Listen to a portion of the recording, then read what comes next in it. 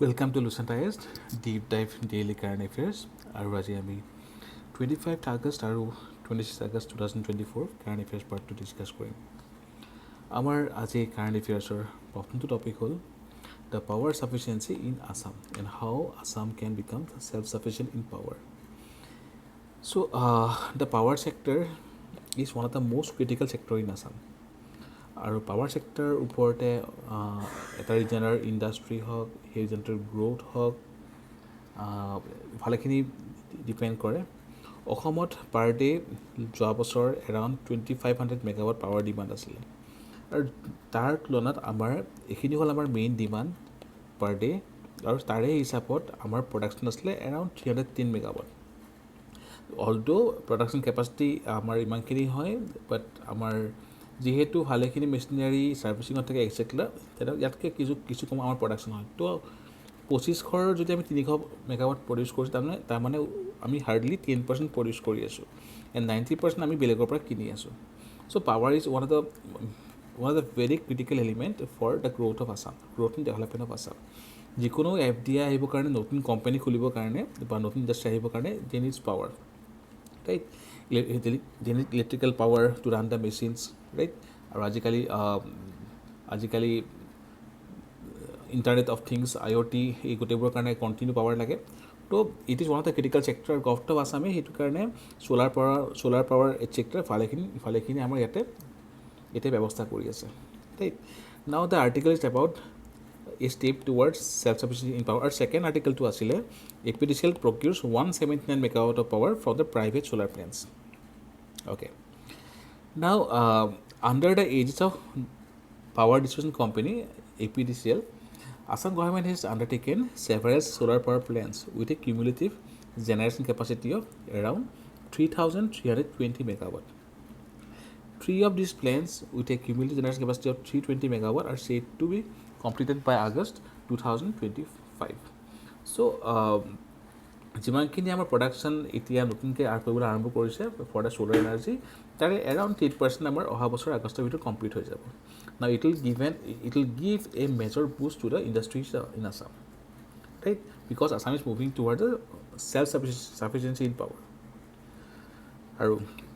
According to the APDCL sources, the construction of 70 megawatt power plant is underway in BOO, Build, Own, and Operation. BOO is a type of PPP, infrastructure PPP, public private partnership. Okay, more at Bilakipara in the Dhubri district. Another one of 50 megawatt at 𝐃𝐤𝐬 in the Sonitpur district, and a 200 megawatt solar plant will be constructed. So APDCL awarded the work orders for these 3 plants to Green Energy Limited of Satluj Jal Vidyut Nigam Limited. Okay, our power purchase agreement was reached this year. Also, APDCL and NLC have signed an agreement to float a joint company for setting up another 1,000 megawatt solar plant. APDCL has formed a joint venture named as SGEL Assam Renewable Energy Limited with Satluj Jal Vidyut Nigam, okay, for construction of the 1,000 megawatt power. New and Green Energy of Assam Limited is joint venture company floated this year between APDCL and ONGC. Okay, so ইয়াৰ পৰা আমি গম পাওঁ যে আছাম গভৰ্ণমেণ্টে বাই APDCL তো Assam Power Distribution Company Limited, the APDCL has taken up many new projects to increase the production capacity in the states. Also, a 1,000 megawatt solar power plant is under construction under the Chief Minister's solar power plant at Lahorijan in the 𝐷𝐵 district. Okay, so this will help in the state becoming self-sufficient in case of the power sector, or which will eventually help the new industry to come in and ultimately for economic growth and development of the state. Also, APDCL procured 179 megawatt of power from the private solar plants this year. So definitely these are some positive news. আৰু power sector কাৰণে important হয়, ইণ্টাৰভিউৰ কাৰণে important হয়, আৰু mainly মেইনছৰ কাৰণে আমাৰ বহুত বেছি important. The next topic is regarding RHUMI 1. GS3 prelims কাৰণে important. India's first reusable hybrid rocket was launched recently. So Tamil Nadu-based startup Space Zone in collaboration with the Martin Group recently launched the India's first reusable hybrid rocket RHUMI 1. Okay, so it was launched using a mobile launcher and carried 3 CubeSats and 50 pico satellites. Okay, now there are different types of satellites. Jodi ami weight of falar pa jao, we can the nomenclature are super microsatellites which 100 to 300 kg weight, microsatellites 10 to 100 kg weight, nano 1 to 10 kg, or pico mane kima hoy 0.1 to 1 kg weight. Okay, আৰু cube satellites are class of nano satellites weighing between 1 to 10. Now feature ki hoy, the hybrid rocket engine. RHUMI 1 is a hybrid rocket engine that uses a combination of solid liquid propellant to improve efficiency and reduce operational cost. Now solid or liquid কিহৰ কাৰণে লাগে, for the initial thrust, for the initial launching thrust to বেছি লাগে, সেইকাৰণে generally that solid use কৰা হয়. Now in the next stage for maneuvering ইয়াত control দৰকাৰ হয়, আৰু সেইটো কাৰণে ইয়াত যেনে লিকুইড ষ্টেজ বা লিকুইড ষ্টেজ বুলি কোৱা বা লিকুইড ফুয়েল ইউজ কৰা হয়, যেনেকৈ আমি ঘৰত LPG ইউজ কৰোঁ.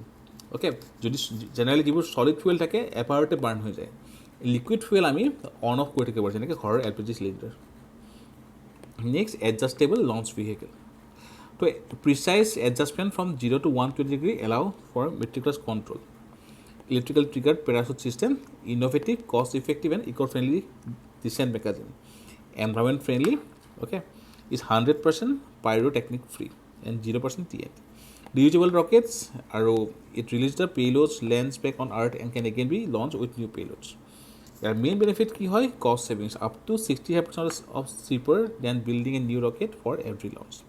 Reduce space debris, jihetu reuse hobo every time ঘূৰি আহিব, আৰু increased launch frequency jihetu already model to বনোৱাই থাকে. Right? So RHUMI 1 prelims কাৰণে important আৰু interview কাৰণে important হ'ব পাৰে. The next topic is regarding recent Sonai Rupai issue. So in this editorial in the Assam Tribune newspaper, it was discussed about the various concern in the Sonai Rupai Wildlife Sanctuary of the Sonitpur district. Jod there is massive encroachment.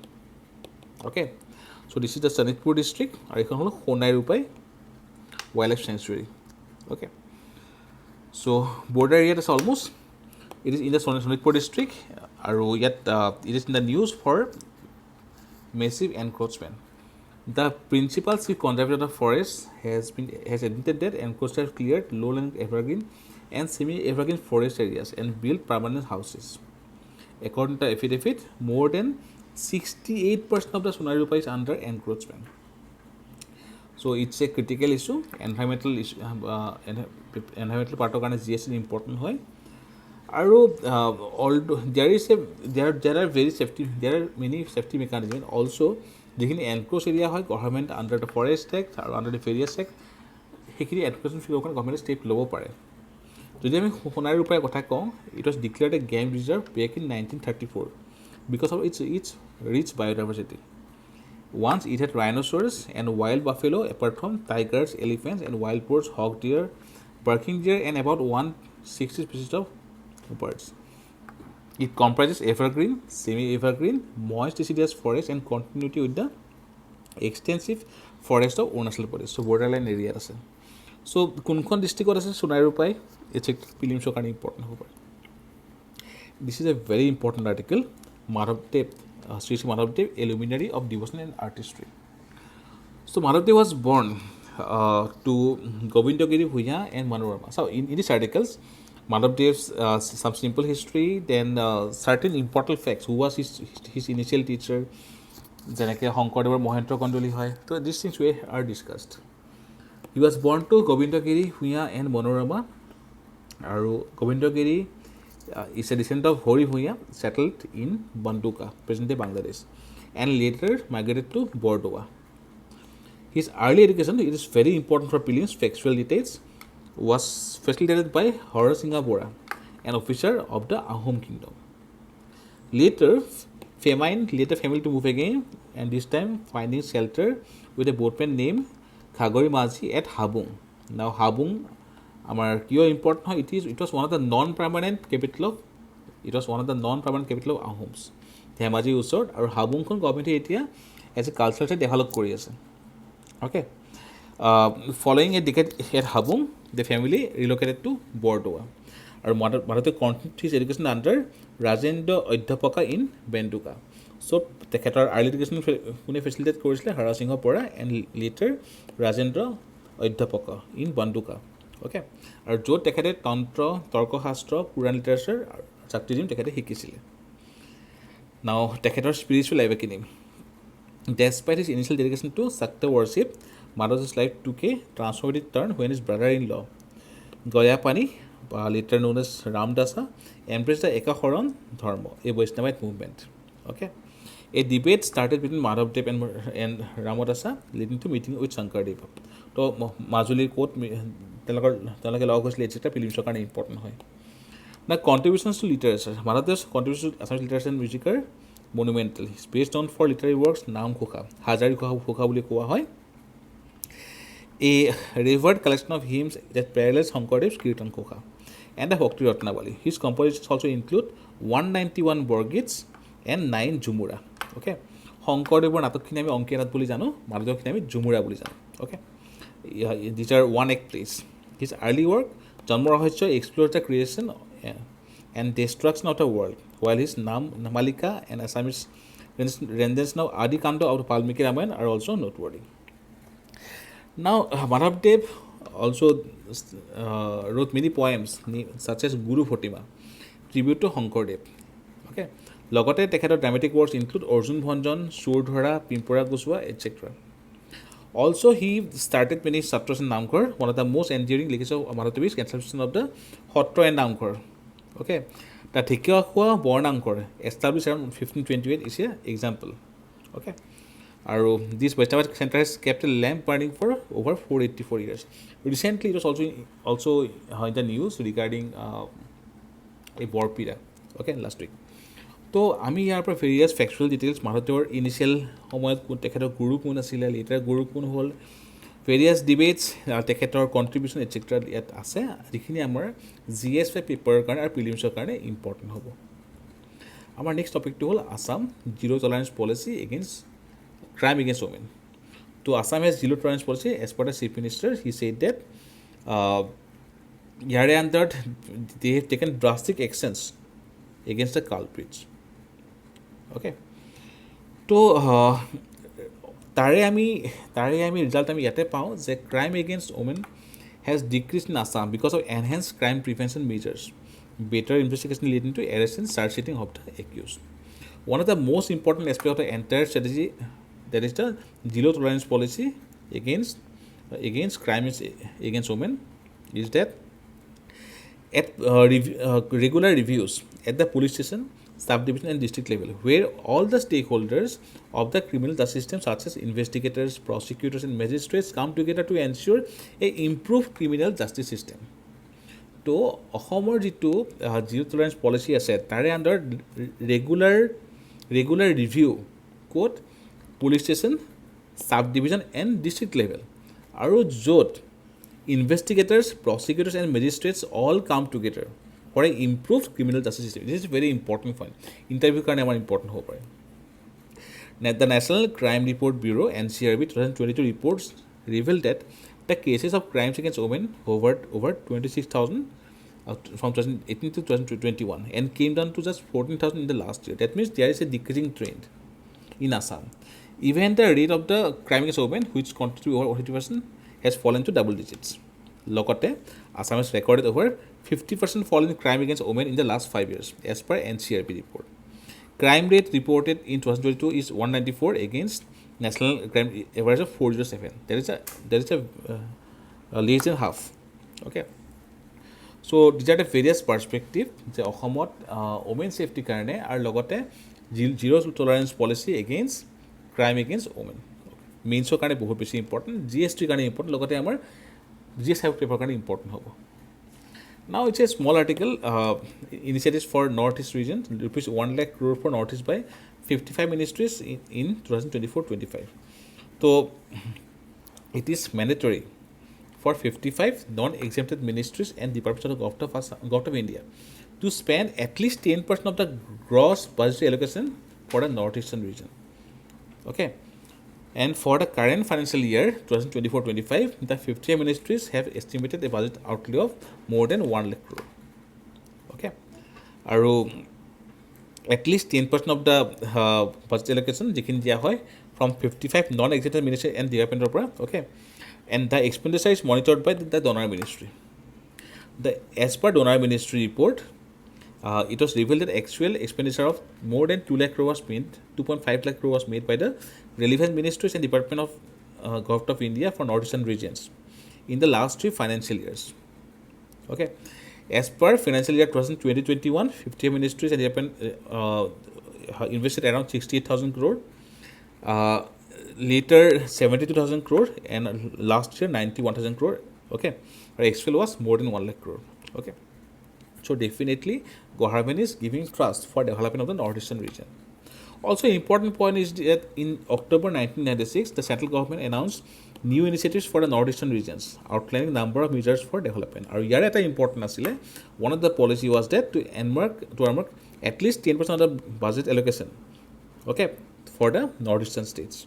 So these 50 ministries, there is an increasing trend.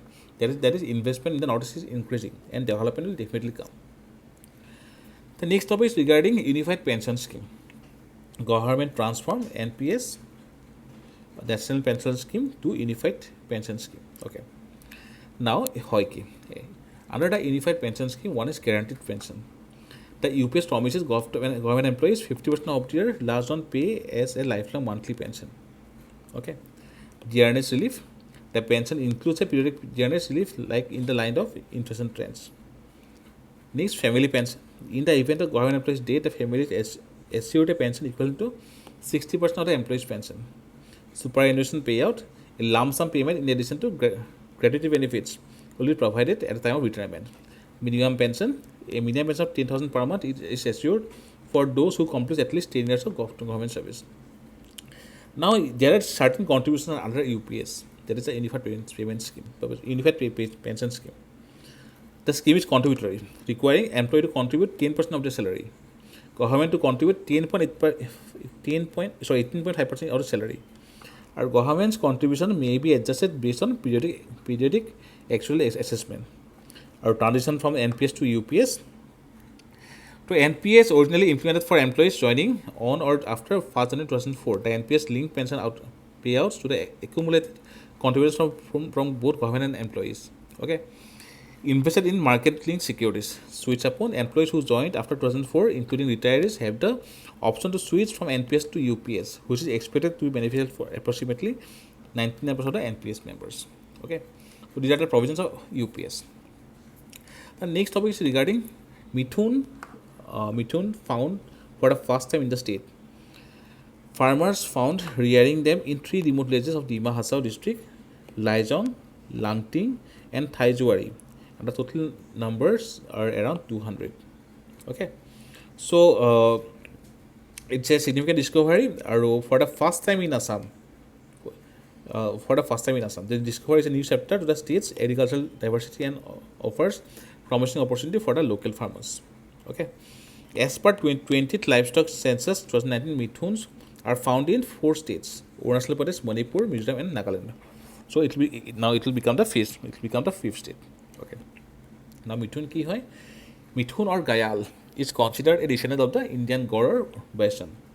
It plays an important role in the socio-economic and cultural life of tribes such as Nisi, Opotani, Garo, Adi, and Arunachal Pradesh. It is distributed in northeast India, Bangladesh, Myanmar, and even China, also known as cattle of the mountain. Okay, IUCN vulnerable sites Appendix 1 আৰু Wildlife Protection Act under protection আছে আৰু ঠিক আছে। আৰু the Mithun is a semi-wild type cattle traditionally raised by hill tribes, and for the first time the animal has been recorded in Assam. Okay, previously অকল north ইষ্টৰ Arunachal Pradesh, Nagaland, Manipur and Mizoram তলত ধৰা হৈছিলে। আৰু Arunachal Pradesh is home to more than 3 lakh Mithuns, Nagaland 23,000, Manipur 9,000, Mizoram 3,900. So Mithun prelims are important. Next, state's fast sewage treatment in Nagaon.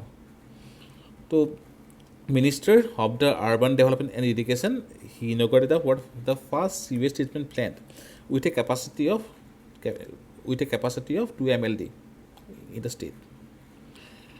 So, Assam generates 809 million of liquid waste, but until now there was no personal STP or sewage treatment plant. The types of sewage treatment plants includes membrane bioreactor, combines membrane vibration with bioreactor, activated sludge plant, sequencing bed reactor, moving bed biofilm reactor, and institutional arrangements. Okay. আৰু তাৰ কাৰণে government of ইণ্ডিয়াৰ ক্ষেত্ৰত এটা হ'ল Amrut, Atal mission for rejuvenation and urban transformation, smart city mission, Namami Gange আৰু national river conservation programme. Okay, তাৰে আণ্ডাৰত গভৰ্ণমেণ্টৰ স্কিম আছে. তো প্ৰিলিমছৰ কাৰণে important because this is the Assam's first sewage treatment plant that is in Nagaon. Now water is under the jurisdiction of states as per the 7th schedule.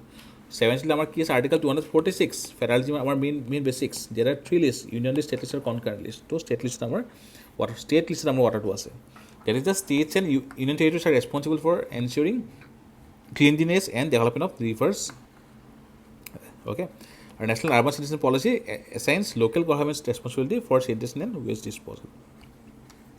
The next topic is regarding human animal bond at Barekhuri Village. Now, Prime Minister Modi shares story of human animal bond in Tinsukia's Barekhuri Village. Okay, our man animal conflict কাৰণে important example হিচাপে ল'ব পাৰোঁ আমি GST পেপাৰৰ কাৰণে, লগতে আমাৰ ethicsৰ কাৰণে important হ'ব পাৰে আৰু prelims কাৰণে important. তো Barekhuri means 12 times 20 বা Barekhuri মানে 12 times 20. It's a cluster of small villages clumped together to form a big one. A notable aspect of the village is that since 100 years, Hulok gibbon, which is a type of small ape, have coexisted peacefully with the humans. Okay. In the small village of Barekhuri in Tinsukia, the people of Morang community has lived beside the Hulok gibbons, also called in 𝐓𝐴 hollow bandar. Hulok gibbons have made this village their home. The people of the village still follow their traditional values, they do all those things which will set in the village with the gibbons. And recently, as the gibbons love bananas, the people here have started cultivating bananas for the gibbons. So it's a man animal conflict address কৰিবৰ কাৰণে বা আমাৰ it's a positive human animal bond. Okay, আমি important হয় প্ৰিলিমছৰ কাৰণে important হ'ব পাৰে, and in the means we can use it as example. The next topic is regarding UPS Unified Payment Scheme versus NPS versus Old Pension Scheme. Okay. So Unified Pension Scheme was recently announced. I already discussed কৰিছোঁ. আৰু UPS under assured pension already discussed কৰিছোঁ. Amount will be 50% of employees' average basic pay. Okay, over the last 12 months before superannuation of the minimum qualifying service of 25 years. Okay. আৰু assured minimum pension যদি 3 years service কৰিছে 10,000 minimum পাব. Assured family pension 60% of the pension last drawn. Inflation index lump sum payment or superannuation during retirement. NPS was introduced in 2004. আৰু NPS was different from OPS, Old Pension Scheme, in 200 ways. First, it did away with an assured pension. Second, it would be funded by the employee himself. Okay. So individuals under NPS can choose from a range of schemes from low risk to high risk, and pension fund managers promoted by policy banks and financial institutions as well as private companies. Schemes under NPS are offered by 9 pension funds managers sponsored by SBI, LIC, UTI, HDFC, ICICI, Kotak Mahindra, Aditya Birla, Tata and Max. The risk profiles of the schemes vary from low to very high. Okay. Now UPS can be applicable to all those who have retired under NPS from 2004 onwards. Okay. আৰু it will benefit 99% of the NPS holders. Okay. আৰু OPS, Old Pension Scheme, guaranteed 50% of the last drawn salary and dearness allowance adjustments, gratuity, no contribution, or fixed pension. Under NPS, market link returns and no guaranteed pension. Tax benefits, employee contribution থাকিব, yet no contribution, and flexible withdrawals. Under UPS, Unified Pension Scheme, 50% of average basic pay plus inflation indexation and guaranteed pension family benefits. তো assured family pension, inflation protection আৰু minimum pension. The next topic is regarding the Ramsar sites. Government announced 3 new Ramsar sites. Okay. So Union government has announced recently 2 in Tamil Nadu, 1 is in Madhya Pradesh. Okay. আৰু ঠিক এখন হ'ল Nanjarayan Bird Sanctuary in Tamil Nadu. Originally an irrigation tank on the bank of river Noyal. Prelims are important hope. It has become a biodiversity hotspot which supports wide range of avifauna, including Eurasian coot, spot-billed duck, etc. 𝐃𝐄𝐬 Valley Sanctuary in Tamil Nadu, located on the Coromandalam coast. It is one of the largest brackish water wetlands in South India. Are home to many globally endangered species, okay, like greater flamingo, etc. Then Tawa Reservoir, created due to damming of the Tawa River. It is a massive wintering ground for migratory birds. Okay. Now, why needed? Because of the unsustainable development in those areas, pollution, invasive species, climate change, etc. Okay. So, these are the 3 new Ramsar sites, making it to 85. Prelims কাৰণে আমাৰ important হয় okay আৰু মেইনছৰ ক্ষেত্ৰত আমি গভৰ্ণমেণ্টৰ প্ৰডাকশ্যনৰ ওপৰত আমি ইয়াত answer ভৰাব পাৰিম the last topic is regarding frequent mass wasting at Tibet তো frequent mass wasting at Tibet a cause of worry for India according to a new study more than 700 million cubic meters of debris have been mobilized in the Sonai Rupai catchment since 2017 okay now mass wasting মানে কি হয় it is a movement of rock and soil down the slope under the influence of gravity. Here cause ki hoy mass wasting occurs when slope is too steep. Example in Tibet. Slope stability is determined by 2 factors: and the angle of the slope and the shear strength. Mass wasting events are triggered by changes that over steepen slope angles and weaken slope stability. Jodi both steep hoy aru weak hoy jodi break hobo pare. Okay. Such as rapid snow melt, intense rainfall, etc. Excessive precipitation is one of the most common trigger. Okay. So mass wasting events are classified by their types of movement. The most common types of mass wasting are rockfalls, slides, slow creep, etc. Geological landslide is a general term for mass wasting that involves fast-moving geologic material. Loose material along the overlying soils are what typically move during the mass wasting event. Our movements of fundamentally liquid materials are called flow. So mass wasting, Tibet is a worry because as per data, 700 million cubic meters of debris have been mobilized. Okay, in the 𝐷𝐸𝐵 catchment since 2017. Okay, আৰু ইয়াৰ পৰা definitely maybe for the northeastern regions disaster issue কাৰণে আমাৰ ইয়াতে হ'ব পাৰে আৰু it is mainly important for prelims and the mass wasting আৰু mass wasting ওপৰত মেইনছত হ'ব পাৰে GS1